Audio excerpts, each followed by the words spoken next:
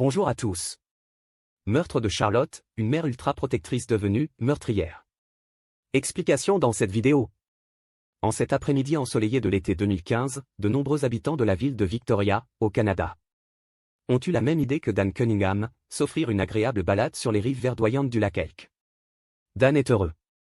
C'est la première fois depuis qu'il a divorcé de la mère de sa petite Charlotte, quelques mois plus tôt, qu'il passe un moment seul avec la fillette, âgée d'1 an. Du moins, c'est ce qu'il imagine. Car tandis qu'il avance avec sa poussette, Dan repère une silhouette familière. C'est son ex-belle-mère, qu'il espionne avec des jumelles. Déjà, sur la route du lac, Kayla, son ex, l'a suivi en voiture. Au cours des dernières semaines, elle lui a démontré de mille et une manières qu'elle était prête à tout pour le couper de sa fille. Dan Cunningham se demande, non sans raison, si son ex-femme ne serait pas en train de devenir folle. Fragile psychologiquement, Kayla Mel l'a toujours été plus ou moins. Lorsque Dan a fait sa connaissance, en 2009, elle travaillait comme gérante d'un magasin de vêtements. Lui était employé pour une entreprise de restauration, Truffle Catering. Ils se sont vite installés ensemble dans une maison de Saanich, sur l'île de Vancouver, et se sont mariés en 2011. On imagine que Kayla, à l'époque, apprécie la bonhomie tranquille de son compagnon. Son côté gros nounours la rassure, elle qui a été élevée dans un foyer instable, où son père et sa mère se disputaient beaucoup sous fond d'alcool. L'alcool, justement, est alors le seul sujet de dispute au sein du couple. Dan, qui a tendance à forcer un peu trop sur la bouteille, a été interpellé à plusieurs reprises pour conduite en état d'ivresse. Il a même eu un accident de la route qui aurait pu avoir des conséquences dramatiques.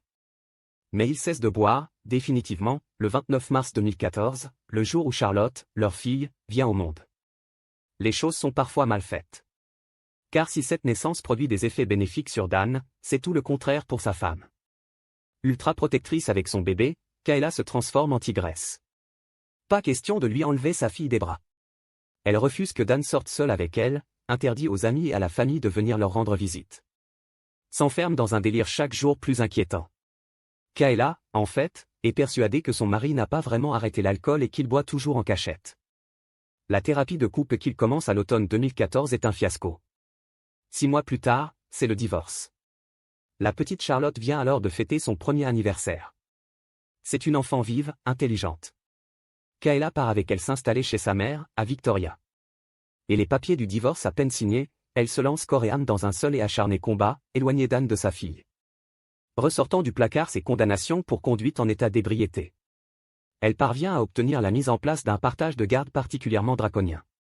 Dan Cunningham ne peut voir sa fille qu'au domicile de la mère de Kayla et sous la surveillance de son ex, qui prend des notes et enregistre tout ce qui se passe.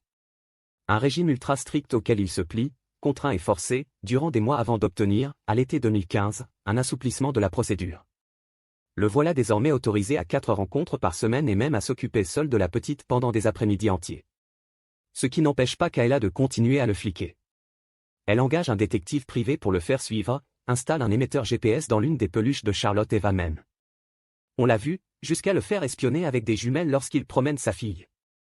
Autre lubie humiliante de son ex, à chaque fois qu'il vient récupérer Charlotte, Dan est obligé de souffler dans 2 alcotests. Des vérifications qui se révèlent systématiquement négatives. Mais rien n'y fait. Kayla poursuit son travail de sape. Elle imagine que Dan est alcoolique et qu'il représente un danger pour sa fille. Comme pour mieux détourner l'attention d'un problème qui, celui-là, est bien réel, sa propre folie. Le 16 septembre 2015, Dan Cunningham va prendre son service, comme chaque matin, aux aurores. Il est 4h13 du matin lorsqu'il découvre, sur sa boîte mail, un message de Kayla.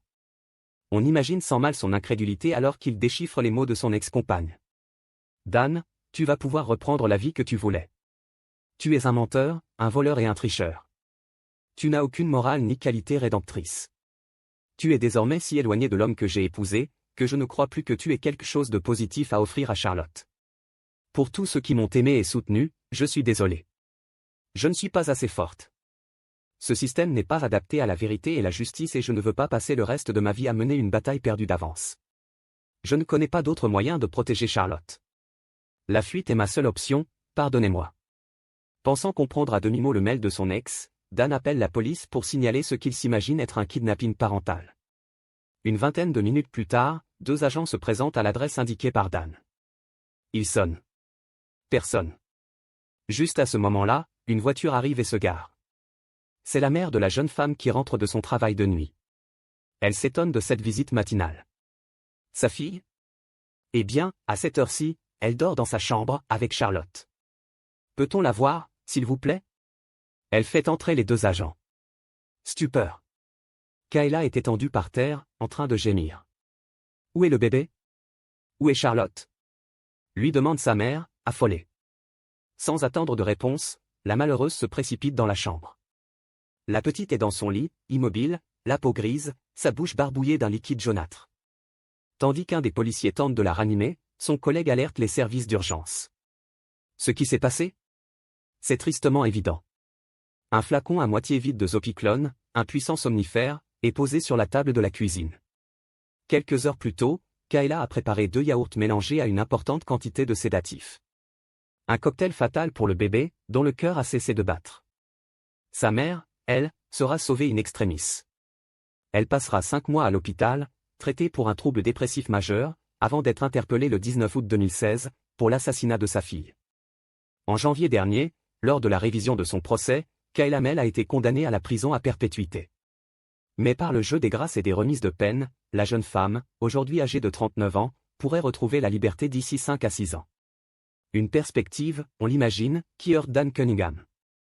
Le papa, inconsolable, s'est présenté au procès avec, à son doigt, un diamant monté sur un anneau. Une pierre fabriquée à partir des cendres de sa fille.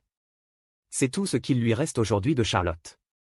Un diamant, des souvenirs, et des regrets éternels. Merci d'avoir regardé et si vous avez aimé cette vidéo, n'hésitez pas à la partager avec vos amis et à vous abonner à notre chaîne pour ne manquer aucune de nos futures vidéos.